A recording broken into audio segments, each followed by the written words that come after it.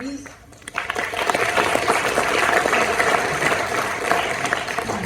experienced Lithuanian brutality firsthand. I'm going to ask Risa a few questions. Risa, you were born in Memel, which was in Prussia, and your family fled Memel when Hitler invaded and went to Kovno.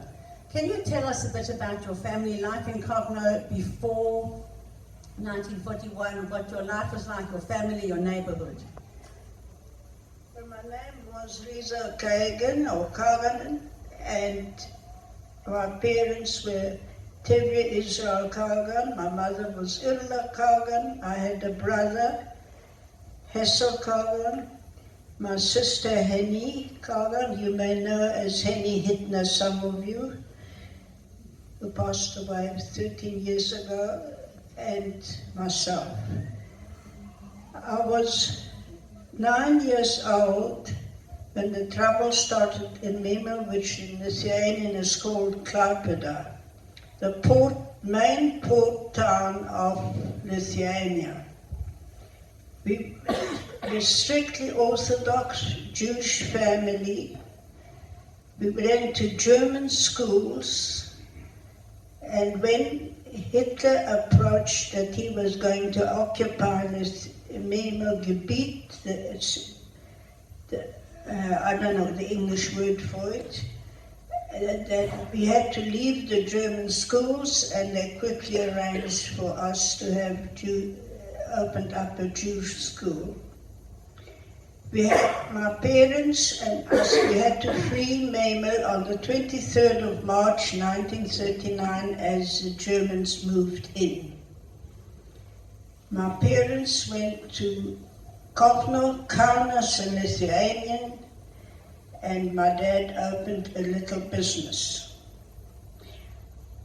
I want to mention something. I will not sit near that flag.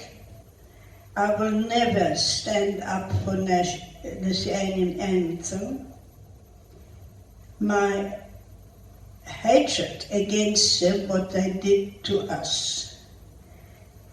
When the war broke on with Germany and Lithuania on the 22nd of June 1941, within a matter of a couple of days, on the 25th of June 1941, Lithuanians came in, some Germans, they went in even in Lithuania properly yet, and arrested my father. They took him away. They took him and my brother, who was 17 years old.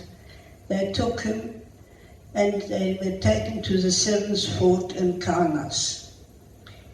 About 500 men were taken. A couple escaped, and that's how the story got out.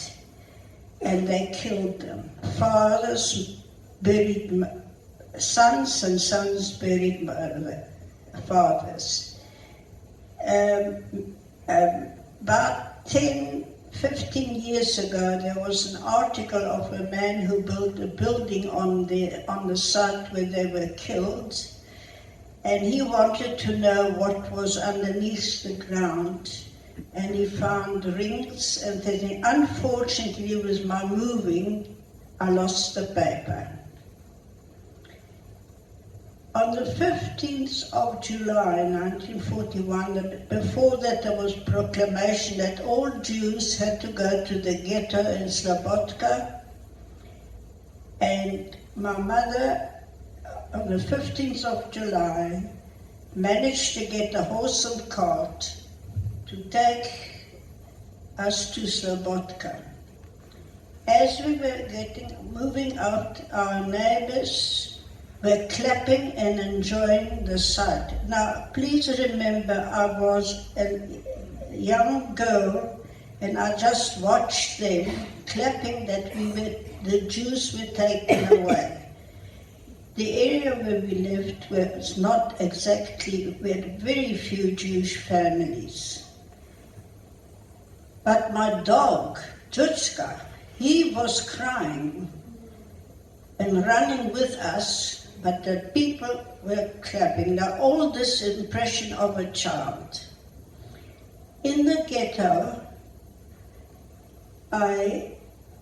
we were given a room in a house, and Henny had to go and work, and my mother had to go and work. My mother managed to find it. Nobody was allowed to learn anything, but my mother managed to find an ex-teacher, and very quietly and privately she gave me lessons. The dogs used to come and look for their Jewish owners. If you went near the fence of the ghetto, you can be assured you would be shot by the Lithuanian guards. Lisa, thank you very much for that. I know it's very painful for you to relate your story. It gets harder as the years wear on, but I think you know how important it is for you to share the reality of what the Lithuanians did to your family and to all the people in your town. So thank you. We really appreciate your honesty and your willingness to come and share your story. It's very important. Thank you.